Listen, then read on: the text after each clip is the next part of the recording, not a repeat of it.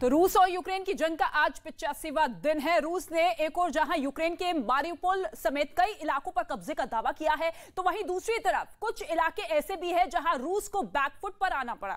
रूस की सेना ने राजधानी कीव पर कब्जे के लिए जंग यहां पर छेड़ रखी थी, जोरदार हमले किए गए थे। लेकिन अब आपको मैप के जरिए बताते हैं कि कहां-कहां इस वक्त रूस को खदेड़ा जा चुका है। ये देखिए, तमाम ऐसे शहर है जहां पर रूस की सेना ताबड़तोड़ हमले कर रही थी। जंग इस कदर बढ़ चुकी थी कि रूस की सेना यहां पर कब्जा कर रही थी। सबसे पहले राजधानी कीव पर जहां लंबा चौड़ा सैन्य काफिला आपने देखा था, वो सैटेलाइट तस्वीर आपने देखी थी, जिसके बाद ये कहा जा रहा था कि राजधानी कीव पर पूरी तरीके से होल्ड कर लिया जाएगा। लेकिन उसके बाद पलटवार यहां पर यूक्रेन की सेना की तरफ से किया गया, जिसके बाद रूस की सेना, रूस की फौज लौट चुकी है। इसके साथ ही वही कमोबेश स्थिति खार्किव में नजर आई। यूक्रेन ने पूरी तरीके से रूस की सेना को खदेड़ दिया है। पलटवार यहां पर इतना जोरदार किया गया कि रूस की सेना वहां से चली गई है। डोनबास, जहां पर 80% इलाका जो है रूस की सेना कब्जा कर चुकी है, लेकिन 20% इलाके को यूक्रेन की सेना ने अपनी जवाबी कार्रवाई से बचा लिया है। इसके साथ ही आप देखिए, ओदेसा दक्षिण का वो सबसे महत्वपूर्ण शहर इलाका जहां पर हाइपरसोनिक मिसाइल का भी इस्तेमाल रूस की सेना करती हुई नजर आ रही थी,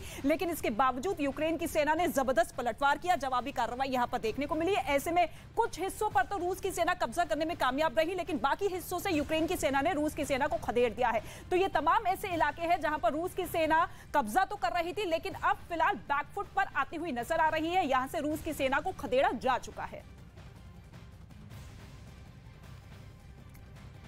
और चलिए अब आपको दिखाते हैं टॉप 10 बड़ी खबरें भीषण बाढ़ से जुड़ी हुई।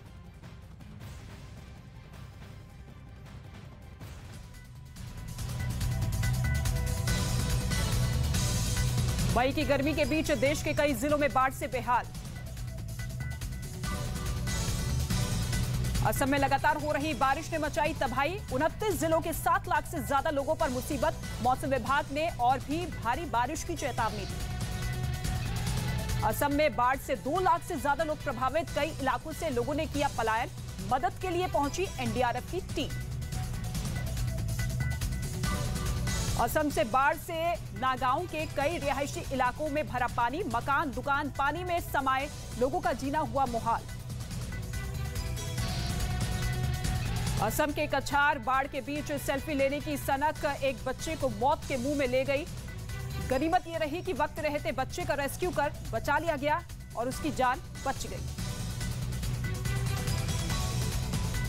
असम के विश्वनाथ जिले का गोपुर इलाका पूरी तरीके से पानी में डूब गया है। इलाके में कई फीट तक पानी भर गया है। कुछ लोगों ने छत पर अपना आशियाना बनाया हुआ है, तो कुछ लोग कमर तक भरे पानी में रोजमर्रा के काम के लिए निकलने को मजबूर हैं।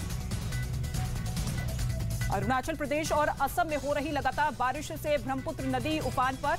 माजुली द्वीप से जोरहाट चलने वाली नदी फेरी सेवा बंद। आम जनता की जीवन बचाने के उद्देश्य से माजुली जिला प्रशासन और इंडियन वाटर ट्रांसपोर्ट विभाग ने माजुली जोरहाट नाव फेरी सेवा बंद की। उत्तराखंड में मौसम विभाग ने आने वाले 3 दिनों में भारी बारिश, तेज हवाओं को लेकर अलर्ट जारी किया।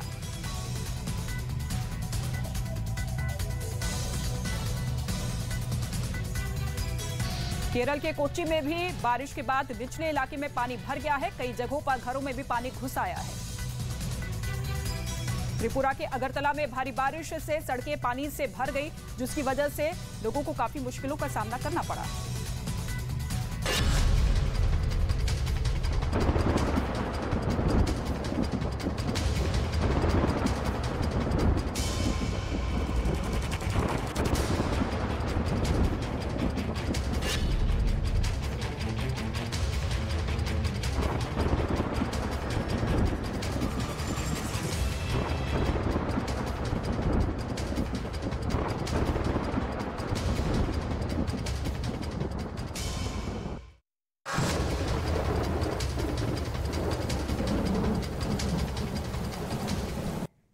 और अब खबर असम में जल प्रलय से जुड़ी हुई। असम के 27 जिलों के 1000 से ज्यादा गांव बाढ़ से प्रभावित है। बताया ये जा रहा है कि असम की बाढ़ में करीब 7 लाख लोगों पर असर पड़ा है और 9 लोगों की मौत हो चुकी है। इस बीच बाढ़ में फंसे लोगों को रेस्क्यू के लिए एनडीआरएफ और एसडीआरएफ सेना की कई टीमें तैनात की गई है। बाढ़ प्रभावित इलाकों में 9 लोगों की मौत अब तक हो चुकी है।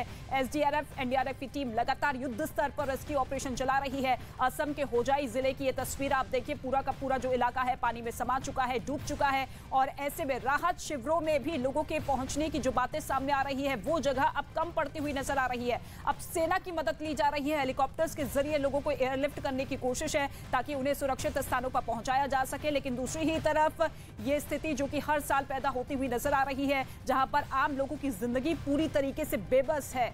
असम से उत्तराखंड तक ये जल प्रलय की तस्वीर आप देखिए, किस तरीके से नदियों में उफान है। खतरे के निशान से कई नदियां ऊपर बह रही है। सैकड़ों गांव जो है वो डूब चुके हैं। कई इलाके बाढ़ की चपेट में हैं। रेस्क्यू ऑपरेशन तेजी से आगे जारी है, लेकिन हजारों लोग बेघर हो चुके हैं। लोगों की जिंदगी पर ये आफत आ चुकी है।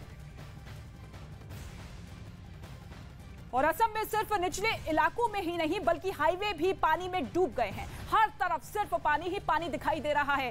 नागांव जिले के वेटरनरी अस्पताल में 2 लाख से ज्यादा जानवरों के टीके रखे हुए हैं और अस्पताल में 5 फीट तक पानी भर गया है। अस्पताल का जायजा लिया है हमारे सहयोगी चंद्रमोहन ने, देखिए उनकी रिपोर्ट।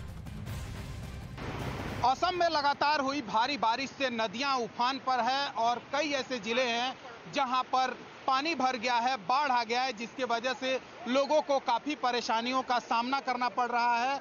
और हम अभी मौजूद हैं सफरमुख हाईवे पर, जहां पर पानी लगातार बढ़ रहा है और ये सड़क रोहा जो इस इलाके का मुख्य मार्केट है वहां तक जोड़ती है, लेकिन ये पूरी तरीके से अब कहा जा सकता है कि बंद होने के कगार पर है। और जो लोग भी इस इलाके में फंसे हुए हैं वो बाहर निकलने की कोशिश कर रहे हैं। एक तस्वीर आपको दिखाने की कोशिश करेंगे।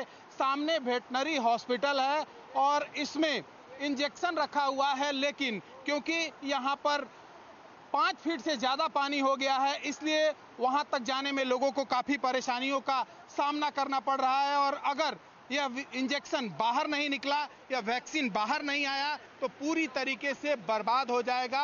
और भारत की बड़ी financial subscription service money control pro special offer के साथ अपनी 3री वर्षगांठ मना रही है। रोजाना सिर्फ ₹1 में मनी कंट्रोल प्रो सब्सक्राइब करें और 1 लाख रुपए से ज्यादा के ऑफर पाएं।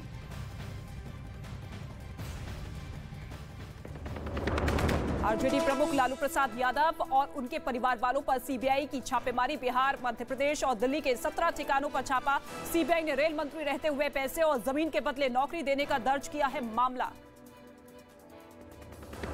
ज्ञानवापी मामले में सुप्रीम कोर्ट में आज 3 बजे होगी सुनवाई। हिंदू पक्षकार को कोर्ट में रखना है अपना पक्ष। आज की सुनवाई तक सुप्रीम कोर्ट ने निचली अदालत में ज्ञानवापी से जुड़ी किसी भी कार्रवाई पर लगाई है रोक।